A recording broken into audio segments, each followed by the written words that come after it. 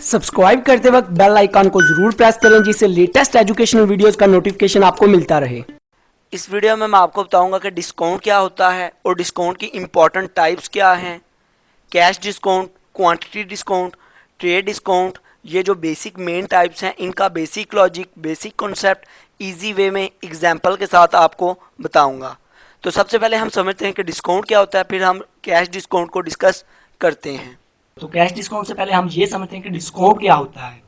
Discount जो होता है, ओरिजिनल प्राइस जो होती है किसी भी प्रोडक्ट की, उसमें से जो परसेंटेज कम काट दी जाती है, जो रिड्यूस काट दी जाती है, उसको हम डिस्काउंट बोलते हैं। एग्जांपल के साथ बताता हूँ। जैसे फॉर एग्जांपल आप दुकान पे एक चीज़ खरीदने गए, उसकी प्राइस थी 100 रुपया।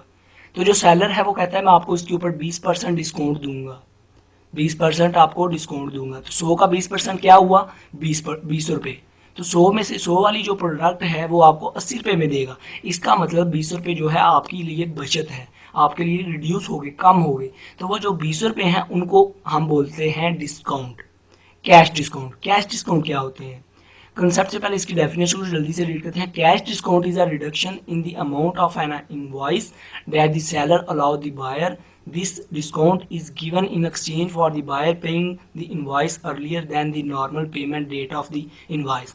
कैश डिस्काउंट जो होता है वो दर हकीकत में सेलर जो हैं अपने ख़रीदने वाले कस्टमर को, अपने बायर को, जो उनके बायर होते हैं, जो उनके कस्टमर होते हैं, जो उनके होलसेलर होते हैं, उनको देते हैं। इसकी वजह क्या है, वो क्यों ये डिस्काउंट देते हैं? ये डिस्काउंट इसलिए देते हैं कि उनके पैसे फंसे ना रहे, उनके पैसे उनको टाइमली, उनकी जो पेमेंट है वो मिल जाए।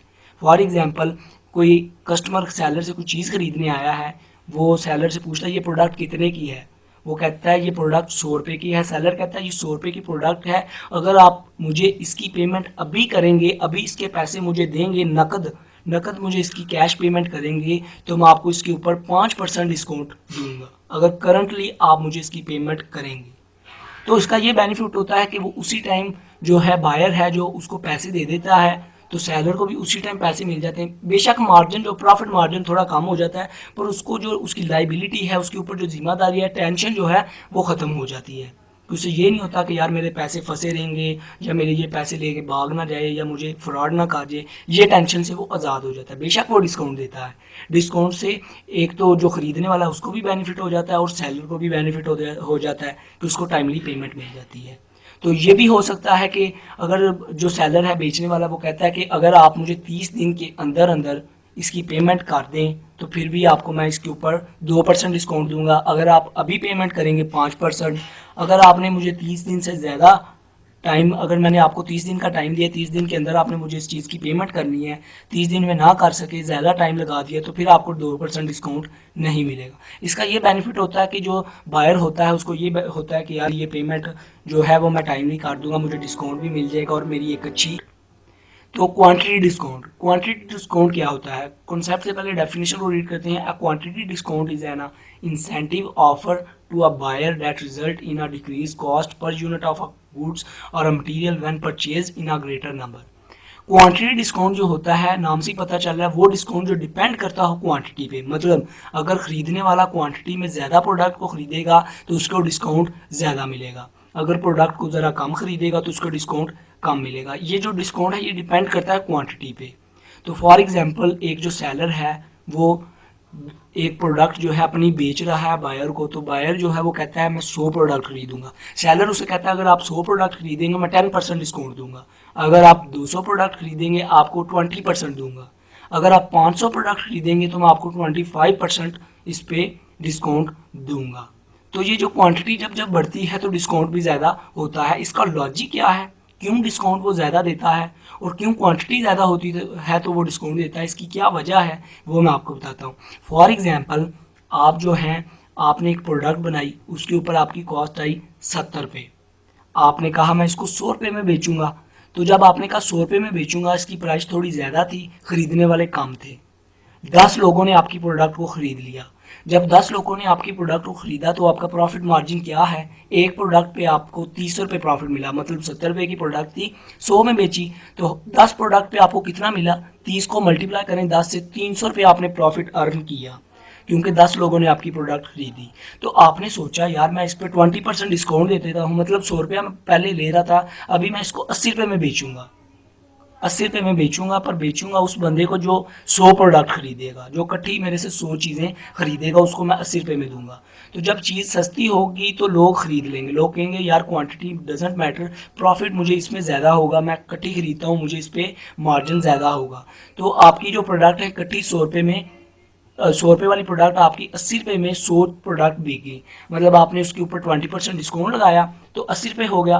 तो 80 रुपये में आपकी 100 प्रोडक्ट जो थी वो मिनट में बिकी, क्योंकि डिस्काउंट 20% था, लोगों ने दस्ती खरीदी।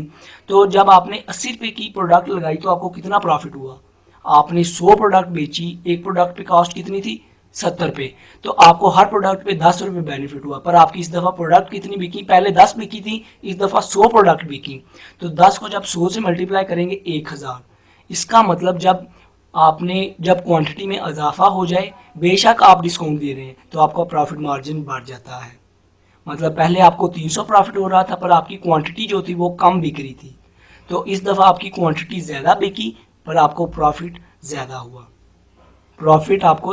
क्वांटिटी ज़्यादा बिकी, आपका जो प्राइस थी वो भी कम थी। इसका बेनिफिट ये है कि एक तो सेलर का नाम भी बन जाता है, उसकी प्रोडक्ट भी ज़्यादा बिकती हैं, और उसका जब प्रोडक्ट ज़्यादा बिकेंगी, हर बंदे के पास उसकी प्रोडक्ट होगी, तो ऑटोमेटिक उसका ब्रांड इमेज और नाम भी क्रिएट होगा मार्केट में, और उसका प्रॉफिट भी ऑटोमेटिक ज़्यादा होगा। जैसे आपको एग्जांपल मैं देता हूँ, आप पिज़्ज़ा खाने जाएं तो उधर लिखा होता है बाय 1 गेट 1 फ्री, या आप कोई ब्रांड पे शर्ट खरीदें उधर लिखा होता है बाय 2 गेट 1 फ्री। इससे ये होता है, उन्होंने डिस्काउंट दे देते हैं कि मतलब 1000 रुपये की प्रोडक्ट है वो 800 में आपको देंगे, उसके ऊपर 300 उनको प्रॉफिट था। तो इस तरह वो उनकी प्रोडक्ट दो बिकी एक साथ उन्होंने फ्री दे दी, फिर भी उनको प्रॉफिट होता है। पर इसका ये बेनिफिट होता है कि उनको उनकी प्रोडक्ट ज़्यादा बिक जाती हैं, प्रॉफिट मार्जिन बेशक कम होता है, पर प्रोडक्ट ज़्यादा बिकती हैं। जब प्रोडक्ट ज़्यादा बिकेंगी तो ऑटोमेटिक ही उनका प्रॉफिट भी ज़्यादा हो जाएगा।